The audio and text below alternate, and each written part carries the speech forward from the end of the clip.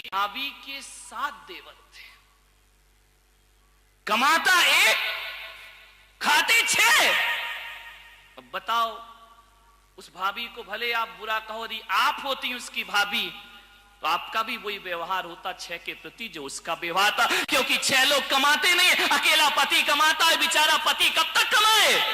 उसने सबसे छोटे देवर से कहा कि देवर जी, मैं तुम्हें बहुत प्यार करती हूं, मैं तुम्हें मां के स्थान पर ममता लुटाती हूं तुम पर, लेकिन एक बात याद रखना देवर जी, जब भी घर लौट कर आओ, अब खाली मत लौटना, कुछ ना कुछ लेकर जरूर आना, वरना मैं तुम्हें भोजन देने वाली नहीं। अब उस समय आपको लग सकता है यार कैसी भाभी है, उसको भोजन नहीं देती है देवर को, अरे लड़का होता तो उसको दे देती, लेकिन देवर को, देवर है ना, क्या करे? ये इन बातों में कुछ नहीं रखा है। उस भाभी ने कहा कि यदि तुम कुछ लेकर नहीं आए तो मैं तुम्हें खाना नहीं। देवर ने सोचा यार जिंदगी में कभी कुछ किया नहीं, क्या लेकर जाऊं, कमाते दमाते तो आता नहीं। गया बाजार से लौटा शाम को, मालूम है क्या लेकर आया? एक मरा हुआ सांप लेकर के आया। पत्नी भाभी ने कहा क्या लाया रे तू? बोले भाभी कुछ नहीं लाया, बड़ी मेहनत से मरा हुआ सांप मिला। अरे 4 भाइयों ने कहा अरे पागल, जिंदा ही लिया था, तू लाया भी तो मरा लाया। भाभी ने कहा कोई बात नहीं, इसको हतोत्साहित मत करो। पहली बात, यदि आपके घर में, परिवार में कोई व्यक्ति कोई काम करे बिगड़ जाए तो उसे हतोत्साहित मत करना, प्रोत्साहित करने का प्रयास करना, उसको प्रोत्साहन देना। काम बिगड़ता है तो आप 1000 गाली देते हो, और कभी अच्छा काम हो जाए तो आप धन्यवाद नहीं देते हो। थोड़ा सा धन्यवाद दे दो, थोड़ी सी प्रशंसा दे दो, अभी इतना काम किया है, बच्चा और ज्यादा काम करने को तैयार हो जाएगा। भाभी ने कहा कोई बात नहीं, ऐसा कर, ये मरा हुआ सांप घर के छप्पड़ पे डाल दे, क्योंकि नीचे क्या करेंगे इसका? धन्यवाद कि आज तू कुछ तो लेके आया। मरा हुआ सांप, आपको मजे की बात, मरा हुआ सांप छप्पड़ पे डाला। दोपहर को 12 बजे क्या देखते हो आप कि उस घर के ऊपर से एक चील एक रानी का हार लेकर के जा रहा था, मुंह में दबाए हुए।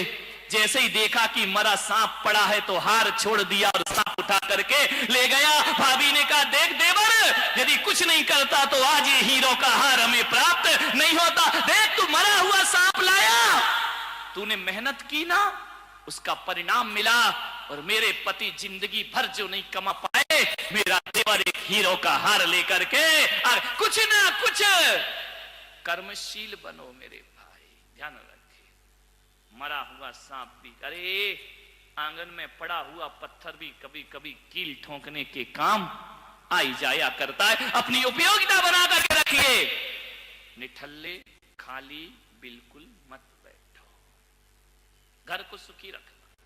अरे रात दिन जब काम में लगे रहोगे तो लड़ने का झगड़ा कहां मिलेगा? टाइम कहां तुम्हारे पास? एक अम्मा जी आई मेरे पास, बोले महाराज आपके आने से मुझे बड़ी प्रॉब्लम हो गई। मैंने कहा कि अम्मा जी क्या हुआ, तो मैं चला जाऊं इंदौर छोड़? बोले जाना नहीं।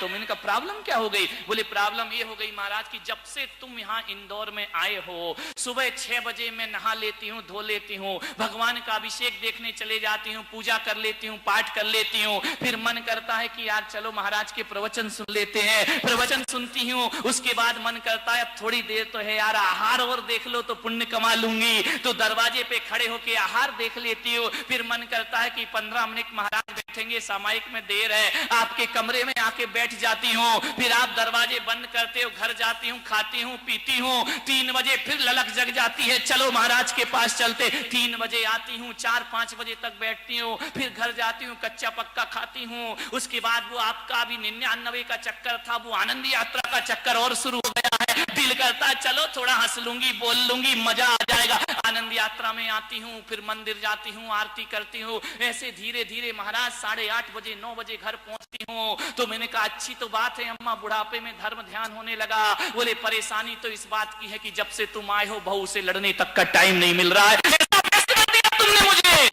अब बहू से लड़ूं तो कैसे लड़ूं, विचार टाइम ही नहीं है मेरे पास।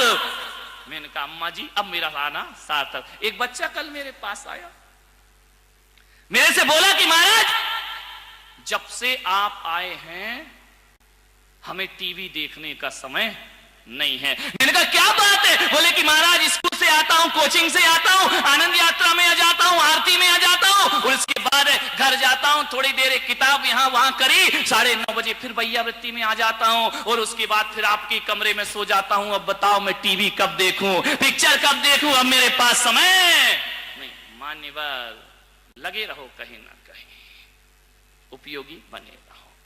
उपयोगिता बहुत महत्वपूर्ण है। यदि आप उपयोगी बने रहेंगे तो किसी से लड़ने का तुम्हारे पास समय नहीं, घर स्वर्ग हो जाएगा। यह है पहला सूत्र, अपने को उपयोगी बनाए रखें। दूसरा सूत्र आपको दे रहा हूं, भावना। ध्यान रखना, परिवार को छोड़ने के लिए, परिवार को संगठित करने के लिए भावनाओं की भी जरूरत होती है। यदि आप संवेदनशील नहीं हैं, एक व्यक्ति यदि दूसरे व्यक्ति से जुड़ता है तो भावनाओं के दम पर जुड़ता है, और एक व्यक्ति यदि किसी से टूटता है तो भावनाओं के कारण टूटा करता है। और मैं तो कहता हूं कि भावनाओं में इतनी ताकत होती है कि जो अपने नहीं होते वो भी अपने बन जाया करते हैं, और भावनाएं यदि हमारी बिगड़ गई तो जो अपने हैं वो भी पराये हो जाया। विचार करिए, जो तुमने शादी में 7 फेरे लगाए थे अग्नि के सामने, क्या सोचते हो कि पति पत्नी का रिश्ता उस फेरे से बनता है? जो 7 वचन लिए थे एक पंडित के कहने पर, मन से तो नहीं लिए थे, वो कह रहा था, तुम कह रहे थे, इच्छा तो तुम्हारी भी नहीं थी ना उसकी थी, वो तो पंडित जी का काम था। जो 7 वचन लिए थे पत्नी और पति ने, क्या उससे रिश्ता चलता है?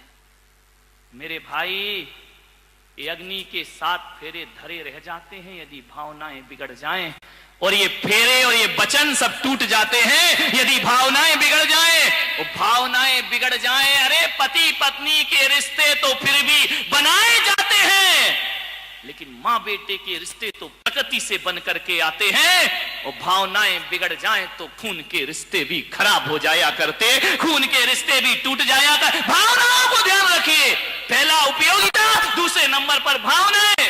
एक दूसरे की भावनाओं की कद्र करना सीख जाए, तुम्हारा परिवार कभी नहीं बिखर सकता है। खून के रिश्ते भी कच्चे हो जाते हैं, और भावनाएं अच्छी हों तो जिनसे रिश्ते नहीं हैं उनसे भी रिश्ते। बस मेरा तुम्हारा कौन सा खून का रिश्ता है? कोई खून का रिश्ता है? मैं तुम्हारी खानदान का हूं, मैं तुम्हारे गोत्र का हूं, मैं तुम्हारे वंश का हूं? नहीं हो। फिर भी क्यों तुम्हारे बच्चे मेरी बात मानते हैं और माँ बाप की बात नहीं? माँ बाप जीवन भर जो नहीं सिखा पाते हैं, संत आधा घंटे की अपनी संगति में बच्चों का जीवन बदल दिया कर। ये क्या है? ये भावनाएं हैं। ये काहे का संबंध है? भावनाओं का ही तो संबंध है।